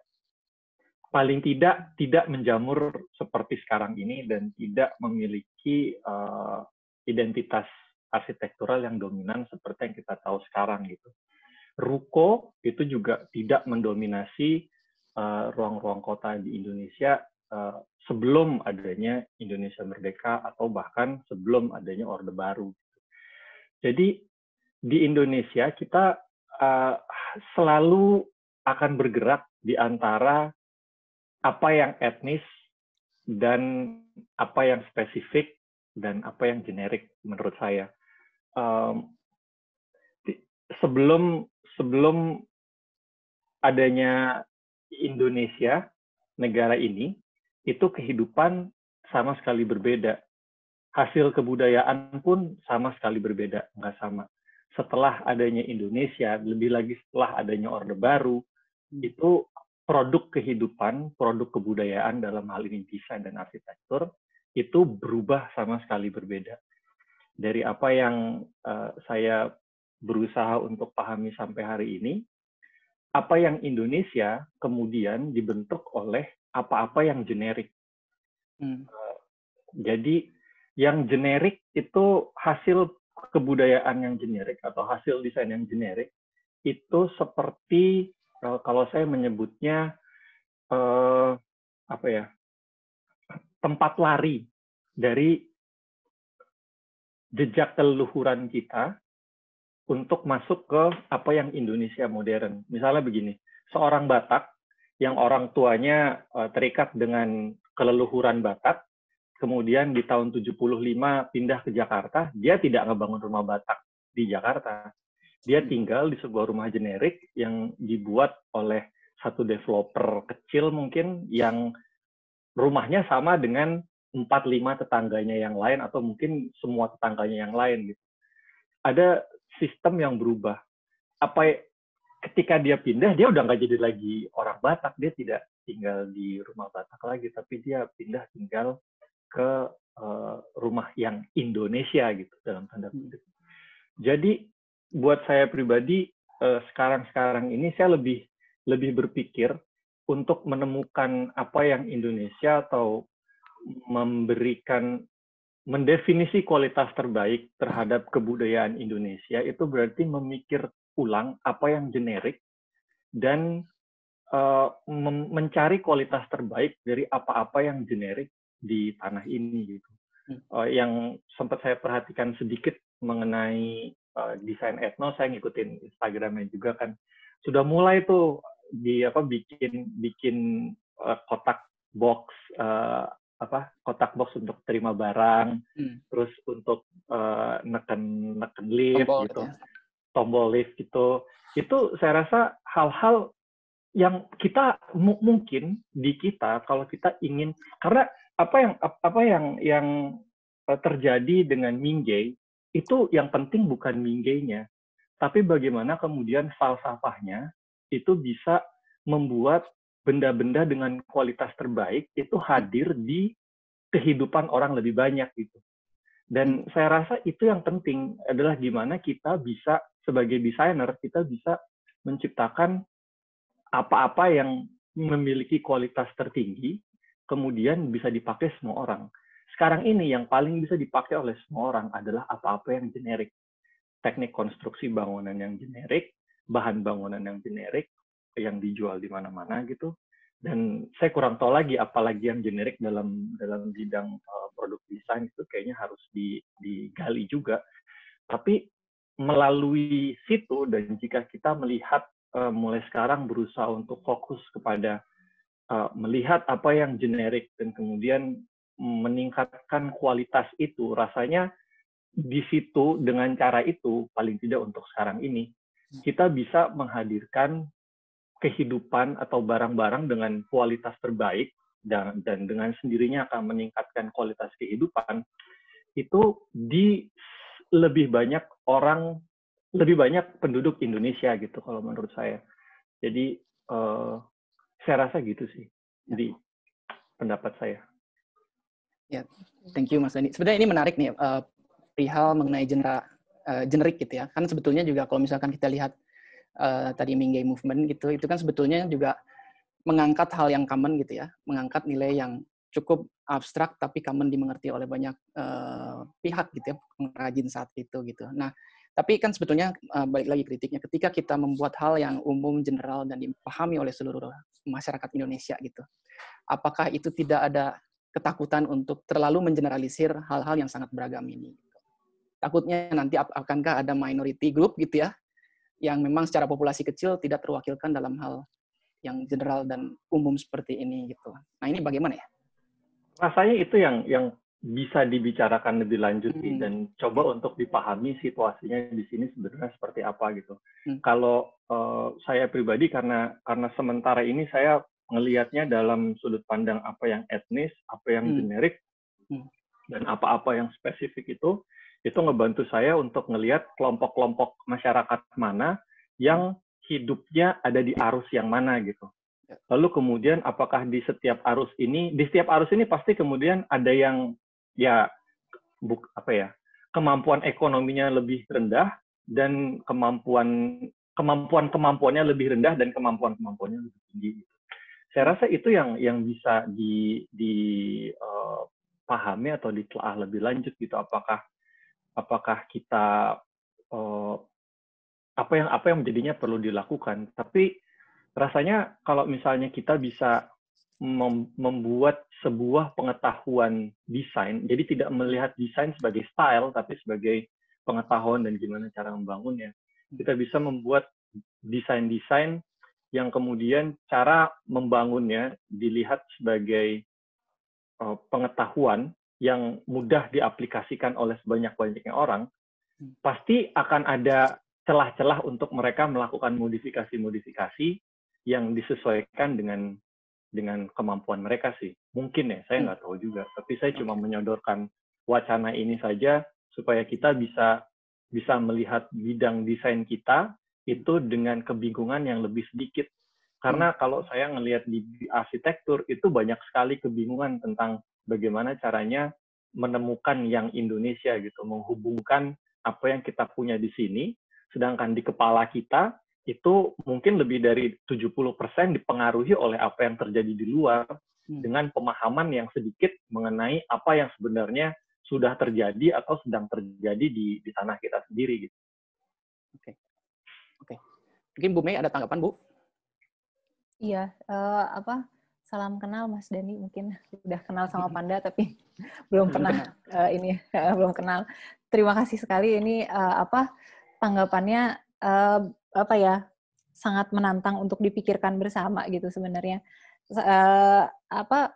Memang yang dihadapi mungkin sama bidang arsitektur di Indonesia ya pada akhirnya tidak jauh berbeda ya dengan apa yang kita rasakan di dunia desain gitu, desain produksi terutama. Karena ya itu tadi, kalau saya merasa ada keresahan yang sebenarnya memang belum terjawab gitu, kayak kita nggak tahu dulu leluhur kita gitu, orang tuanya nenek kita tuh bagaimana sih cara mendesain gitu ya, cara mendesainnya itu seperti apa, kemudian apakah kalau misalnya si Mingge misalnya dia bisa memunculkan satu konsep ya fungsionalitas itu nomor satu misalnya, dari adanya fungsionalitas itu maka akan muncul keindahan gitu ya. Jadi itu adalah konsep yang sangat kuat kalau menurut saya secara statement, tapi bagi kita sendiri gitu yang orang Indonesia yang mungkin memang apalagi yang lebih muda dari kita mungkin ya, yang sejak lahir sudah terekspos dengan informasi yang luar biasa banyak gitu. Jadi dia tidak lagi mendapatkan informasi dari lingkungan fisisnya dia sekitarnya, kayak misalnya orang zaman dulu lingkungannya dari lahir ya ada orang tua, ada nenek, ada tetangga, ada temennya, ada saudara, kerabat gitu ya. Maka informasi yang dia dapat berasal dari situ gitu ya, dari lingkungan-lingkungan ini. Sementara kita sekarang masanya sudah anak lahir gitu, yang lahir tahun 1990-an misalnya, ya informasi primernya dia ya bukan hanya dari lingkungan, tapi dari informasi luar sana gitu, dari pemikiran orang lain, dari apa yang dia lihat di media misalnya. Nah, untuk bisa dia memahami informasi dari sekitarnya langsung itu pun tidak mudah gitu ternyata di masa sekarang ini gitu ya. Artinya apakah kita memang harus bergerak mundur dulu nih sebelum akhirnya maju, atau mendeklar gitu bahwa oh ya ini desain Indonesia gitu, atau ini arsitektur Indonesia. Ya mau nggak mau gitu ya, ada saatnya kita step back dulu nih sedikit nih, kita mau lihat, kita tahu gitu ya, dengan mudah kita akan bisa melihat apa yang dilakukan orang di titik terdepan gitu ya, di titik yang paling futuristik di luar sana, kita akan dengan mudah tahu gitu. Tapi kan yang sulit sebetulnya memahami kita ke dalamnya nih gitu, cara berpikirnya gitu, cara berpikir kita, cara berpikir orang-orang sebelum kita gitu, yang sama sekali tidak familiar gitu dengan kehidupan kita sekarang kalau menurut saya. Jadi ya studi-studi mungkin ya, studi-studi yang lebih mendalam tentang dari mana kita berasal itu jadi hal yang penting gitu. Ya ke roots lah gitu, maksudnya bukan hanya ke masa lalu, tapi ya kembali menjejak ke tanah gitu, kembali lihat tetangga nih kayak gimana sih karakteristiknya, kebiasaan hidup tetangga sebelah rumah, depan rumah itu kayak gimana sih gitu. Jadi yang sangat fisik itu yang sudah sulit dilakukan sekarang. Ya. Saya rasa bukan cuma penting sih, tapi krusial banget. Itu yang dari yang saya rasakan, dari yang saya pelajari, dan dari yang saya pahami, itu adalah titik yang paling krusial, karena pendidikan kita, baik itu desain maupun arsitektur atau yang lain-lain, itu terputus sama sekali dari asal-usul kita terutama. Jadi kalau kita mau melangkah lebih baik ke masa depan atau membuat kehidupan yang lebih baik di masa depan dalam bidang ilmu kita masing-masing, kita harus mencari cara untuk memahami masa lalu dulu.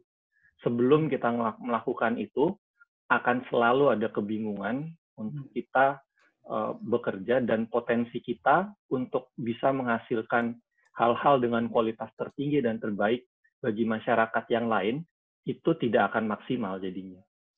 Jadi saya kalau boleh sih mau nantang Panda dan Desain Etno untuk sama-sama bikin narasi sejarah desain dan narasi sejarah arsitektur kita sendiri, karena kita belum punya narasi sejarah desain yang bisa membuat kita paham di mana posisi kita hari ini dan bagaimana kita bisa membuat kehidupan yang lebih baik di masa depan gitu. Kita perlu itu sih, pendidikan desain kita, arsitektur, grafis dan produk memerlukan itu, dan itu adalah hal yang sangat vital sekali, karena ini titik, ini buat saya ini make or break point sih 5-10 tahun ke depan ini. Kalau kita nggak bisa memanfaatkan momen 5-10 tahun ini dengan benar, lebih susah di masa depan, malah mungkin nggak akan ada harapan lagi gitu untuk kita punya kehidupan yang lebih baik lagi. Saya rasa gitu sih. Nah ini juga sebenarnya ya kalau merefleksi ke movement seperti Mingguey atau arts and craft movement, sebetulnya juga kan nggak cuma tokoh-tokoh di bidang desain, arsitektur atau yang memang di bidang making gitu ya, tapi memang juga ada irisan-irisannya dengan ya sejarawan, filsuf, bahkan ya kayak tadi ya Nagisa Uezo seorang filsuf gitu ya, dia pasti akrab dengan Suzuki Daisetsu yang bikin istilah wabi-sabi gitu ya, Nishida Kitaro, dan ini semua adalah filsuf yang memang kolaborasi juga gitu ya dengan para desainer maker saat itu untuk menggali apa sih keseharian kita. Yang penting kan sebenarnya kita sadar nggak sih keseharian kita itu kan yang kadang sulit ya. Kayak istilahnya naik angkot itu adalah aset kita, itu kan susah ya untuk mencari kesadaran itu gitu ya. Nah ini yang mungkin harus memang bareng-bareng sih, nggak cuma di bidang desain tapi juga arsitektur, seni yang memang interdisiplin dengan bidang social science juga. Nah mungkin itu kali ya. Makasih Mas Dhani buat tanggapannya. Mungkin nanti next ya Mas Dhani ngomong di sini buat jadi bicara narsum ya gitu. Nah ini juga ada pendapat juga dari Mas Iwa. Kebetulan dia sekarang beliau ini ketua ITPC di Osaka gitu ya, desainer produk juga. Beliau juga bilang bahwa setuju banget mengenai pemahaman kualitas tadi yang disebut oleh Mas Dhani. Ya saya rasa salah satu kelebihan Monozukuri Craft di Jepang itu sebetulnya kualitas yang malah jauh kadang di atas barang-barang industrinya sendiri gitu ya, yang memang sudah baik. Jadi udah baik ya lebih baik lagi. Nah korelasinya juga pasti ada dengan industrialisasi Indonesia juga mungkin. Nah ini mungkin bisa saling refleksi gitu ya, para industrialis di Indonesia ini dengan para craft maker ini gitu. Nah terima kasih Mas Ika buat tanggapannya. Mungkin terakhir pertanyaan ya sebelum kita tutup dari ada dari Mbak Isti. Apa kabar Mbak Isti? Nah beliau menanyakan sebentar gimana ya Cak? Ini apa dari dari kuliah Mingguey ini gitu ya Bu Mei ya. Apa sih bagaimana sih kita mencari konteks pencarian konsep desain khas Indonesia ini gitu ya. Ya tadi kan ada istilah bahwa Yanagi ini dia seorang politikus juga sebetulnya gitu ya, dia cair ke berbagai politikus dan para konglomerat misalkan, atau juga dia juga pencarian keseharian juga bagus. Nah gimana sih caranya juga mencari konteks desain khas Indonesia ini gitu yang bisa dipelajari dari Mingguey? Mungkin itu ya pertanyaan terakhir. Oke. Yang bisa dipelajari dari Mingguey ya sebenarnya ini salah satu hal yang bukan salah satu hal ya, hal yang paling menarik gitu ya dari mempelajari budaya budaya asing di luar budaya kita adalah kita bisa merefleksikan gitu. Pada akhirnya banyak sekali yang bisa kita pelajari dari Mingguey movement ini gitu ya, bahwa bicara masalah keindahan aja pada dasarnya kita harus berkontemplasi mungkin ya gitu, maksudnya berpikir gitu, bukan hanya masalah fisiknya aja, bicara masalah objek, bicara masalah proses gitu, tapi ternyata penting sekali bagi kita untuk bisa memahami cara berpikirnya manusia, kemudian bagaimana organisasi sosial ini berputar di sekitar kita gitu. Ternyata mungkin itu juga yang masih menjadi kesulitan bagi desainer ya gitu, karena desainer itu secara natural gitu ya kodratnya berinovasi kan, menyelesaikan masalah gitu, problem solving, memberikan intervensi gitu di kondisi yang tidak ideal menurut dia lalu diubah. Nah mungkin sebagai titik untuk memulai kita harus melihat mundur dulu gitu. Kita melihat suatu fenomena bukan langsung bicara. Jadi kita bisa apa nih gitu. Kadang-kadang kita buru-buru untuk sampai di titik, ya udah kalau gitu desainernya ngapain gitu. Kalau gitu kita ngedesain apa? Kalau gitu masalah apa yang mau diselesaikan? Mungkin kita harus mundur dan mengkaji dengan runut gitu. Dan itu adalah tahapan yang mungkin gitu ya bagi banyak teman, dan saya pun ketika belum pernah merasakan disertasi merasa kayak kenapa sih kayak gitu aja harus dipikirin sampai lama gitu ya, sampai mendalam, sampai kita harus belajar dari pemikiran orang lain. Dalam hal ini kita baca misalnya baca paper atau baca buku, baca pemikiran A, B, C orang dari Indonesia sendiri, dari negara-negara di Asia, dari negara-negara di Eropa. Ternyata itu adalah untuk merefleksikan kembali gitu apa yang kita miliki. Kalau misalnya sekarang kita merasa, jadi harus melihat dari mana ya gitu. Mulainya ya melihat lagi dulu kayaknya sih ya ke sekeliling kita gitu. Sebelum kita bicara masalah apa yang mau dipecahkan gitu. Karena ya itu tadi desainer memang kita dibentuk supaya ada di depan gitu ya, untuk berinovasi gitu, untuk memikirkan langkah selanjutnya apa, what's next gitu. So what? Selalu kayak gitu kan gitu. Tapi rasanya sekarang udah saatnya kita mengkaji lagi gitu, mengkaji ke dalam, mungkin bukan what's next, mungkin bukan so what gitu, tapi why. Kita harus tanya ke dalam lagi, why, how gitu, yang ya dijawab dulu gitu pertanyaan itu, terus kenapa kita harus ke depan gitu. Bahkan kita mungkin harus bertanya, terus kenapa kita harus menyelesaikan permasalahan itu gitu. Kalau misalnya di satu sisi memang desain adalah problem solving, mungkin kita mundur lagi gitu, apakah betul itu permasalahannya itu atau enggak gitu. Dan itu berarti adalah mengkaji ya gitu. Ya sudah masanya gitu, kita udah harus berpikir lintas keilmuan gitu ya, diskusi mungkin dengan para sosiolog, dengan para antropolog, dan itu penting untuk mengetahui, kalau menurut saya gitu ya, identitas jati diri yang tadi kita bahas banyak itu gitu. Karena kita berbeda jauh dengan Jepang yang latar belakang sejarahnya itu sangat homogen. Jadi bisa dibayangkan mereka 260 tahun hidup gitu. Jadi kita, kalau misalnya kita ada orang tua, ada nenek, ada buyutnya siapa gitu ya, sampai yang belakang, cara hidupnya ya seperti itu gitu, 260 tahun.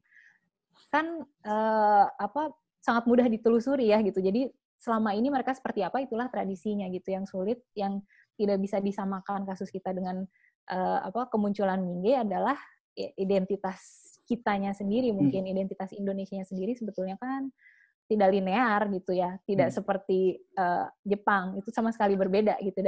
Dan budaya kita itu sangat beragam gitu ya. Ya maksudnya beda pulau aja, ya dalam satu pulau aja bahasanya bisa beda. Sementara Jepang kan enggak. Jepang kan dialek aja mungkin ya, tapi cara menulis, bahasa sehari-hari ya seperti itu gitu. Itu aja sudah tantangan yang luar biasa gitu. Baik, terima kasih Ibu. Ya mungkin ya hari ini ya sangat terbuka gitu, bagaimana sih sebenarnya movement-movement seperti ini dilakukan ya, terutama dengan konteks Jepang hari ini, karena memang sebenarnya movement seperti ini pun juga sudah terjadi juga di Eropa, di Jepang, dan ya mungkin sebetulnya saatnya memang Indonesia mencari siapa sih kita ini gitu ya. Kalau misalkan ya banyaklah senior yang bilang saya bahwa dalam desain itu kita jago ya dalam menjawab how and what gitu ya. Bagaimana sih kita membuat, apa sih yang kita buat gitu ya, dan bagaimana pembuatannya. Tapi ya memang harus kita sulit dipertanyakan adalah why gitu ya. Kenapa sih kita membuat, kenapa dan kenapa ini yang memang kadang sulit dijawab gitu ya. Nah, ini yang saatnya mungkin kita harus menggali lebih dalam, siapa sih kita gitu ya, apa sih jati diri kita. Oke. Baik, terima kasih Ibu Meirina atas kuliahnya hari ini yang sangat membuka mata mungkin. Nah, ini juga ada apresiasi dari Pak Rudi gitu ya, Pak Rudi Yusuf juga senior di kampus dulu gitu. Jadi terima kasih juga tanggapannya juga dari Mas Dani, lalu juga pertanyaan-pertanyaan yang telah dilempar ke hari ini kita gitu ya. Nah, dialog desain ini akan rutin kita lakukan 2 minggu sekali, dan 2 minggu lagi itu akan ada mungkin kuliah umum juga dari Ibu Ayu, Bu Arianti Ayu. Beliau akan bicara mengenai kursi dan kuasa gitu ya. Beliau telah melakukan banyak riset, terutama yang sebetulnya belum dikeluarkan itu riset-riset mengenai studi kursi furniture di konteks Istana Merdeka, di Istana Presiden gitu ya. Dan itu sangat relasi dengan bagaimana mungkin tipikal pemerintahan presiden saat itu dengan melihat dari perubahan furniture-nya gitu. Nah, ini mungkin juga sangat menarik dan bisa terrelasi dengan kuliah hari ini untuk mencari siapa sih kita gitu ya, siapa sih Indonesian design dan seterusnya gitu. Nah, begitu ya. Ya maaf waktunya melebihi 38 menit gitu. Jadi mangga nanti kita akan publikasikan iklan posternya buat dari kuliah dari Bu Ayu, nanti tinggal daftar lagi. Nanti kuliah mohon izin buat semuanya juga bahwa kuliah hari ini akan kita publish di YouTube gitu ya, dan di website kami di designetno.id gitu. Begitu Bu Mei, terima kasih banyak kuliahnya. Terima kasih teman-teman semua telah berkumpul. Kehadirannya. Baik, saya tutup. Terima kasih. Assalamualaikum warahmatullahi wabarakatuh.